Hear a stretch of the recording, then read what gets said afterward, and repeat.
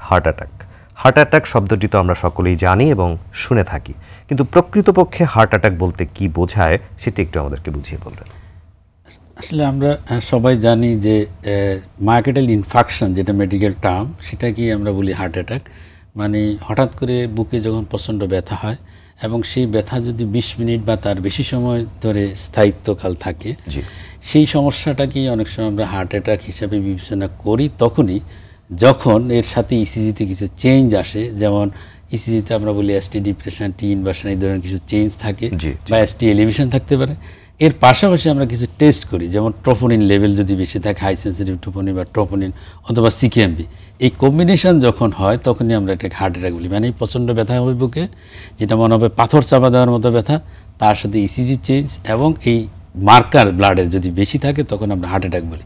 এখন এটা কেন হয়, কারণগুলো যেমন হার্ট অ্যাটাকের জন্য আমরা হার্টের দুইটি রক্তনালীর কথা জানি, একটা ডান দিকে রক্তনালী থাকে, একটা বাম দিকে, right coronary artery, left coronary artery. Left coronary artery দুইটি মেন ব্রাঞ্চ থাকে, একটা হচ্ছে এলএডি বলি আমরা, আর একটা এলসিএক্স বলি। সবাই মোটামুটি এগুলো জানে যারা এই রিলেটেড আর কি। তো এই তিনটি রক্তনালী, এই রক্তনালীগুলির ভিতরে দেখা যাচ্ছে যে কোলেস্ট্রল জমে, অ্যাথ্রোমাটাস প্ল্যাক তৈরি হয়। এই প্ল্যাকটাই হচ্ছে রক্ত চলাচলে বাধা সৃষ্টি করে। বাধা সৃষ্টি করার ফলে হচ্ছে হার্টের যে অক্সিজেন সরবরাহ এবং নিউট্রিশন সরবরাহ হয় মাসেলে, সেই সরবরাহ না হওয়ার জন্য মাসেলে যেটা হচ্ছে ইনফাকশন, মানে এক ধরনের পছন্দরা বা মাসেলগুলো নষ্ট হয়ে যাওয়া, এটি হলো হার্ট অ্যাটাক। এখন এই অ্যাথ্রোমাটাস প্ল্যাকটা কেন হয়?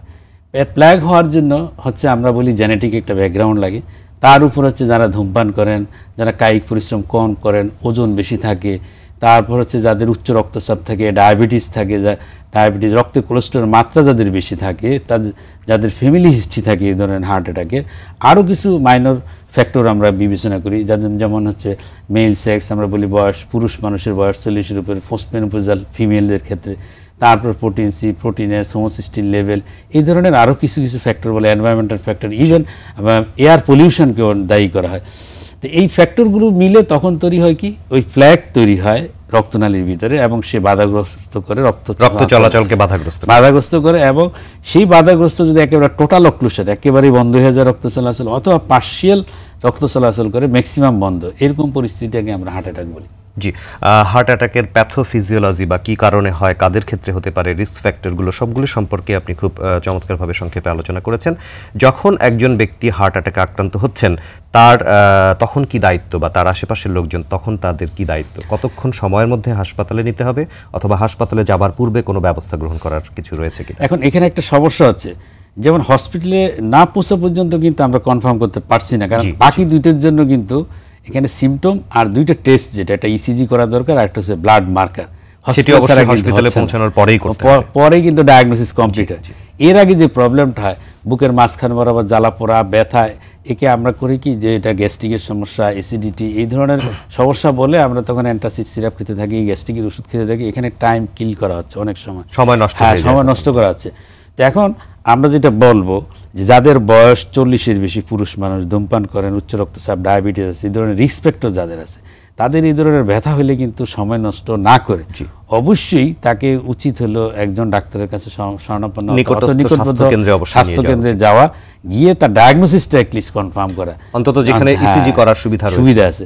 এখন আমি যদি বুঝতে পারি যে এটা হার্ট অ্যাটাকই, সেই ক্ষেত্রে আমার করণীয় কি? করণীয় হচ্ছে আমরা বলি যে অ্যাসপিরিন ট্যাবলেট, যেটা হচ্ছে চুয়েবল ট্যাবলেট বা যেটি পাওয়া যায়, চিবিয়ে খাওয়া যায়, সেটা ক্রাশ করে সাথে সাথে কিন্তু 300 মিলিগ্রাম আমরা খেয়ে ফেলতে বলি। অ্যাসপিরিনটা খেলে দেখা যায় মেজরিটি কেসই কিন্তু মৃত্যু ঝুঁকি থেকে বাঁচিয়ে ফেলে, কারণ হচ্ছে উইদিন 1 আওয়ার, 1 ঘন্টার ভিতরে অনেক রোগী কিন্তু মারা যায় হার্ট অ্যাটাকের। এই জন্য আমাদের অ্যাসপিরিনটা যদি অ্যাটলিস্ট আমরা নিতে পারি, আর বুকে ব্যথা কমার জন্য যদি নাইট্রোগ্লিসারিন ট্যাবলেট বাসা থাকে, অথবা অনেকের স্প্রে থাকে, স্প্রে যদি ব্যবহার করা যায় তাহলে কিছুটা বুকে ব্যথা কমবে।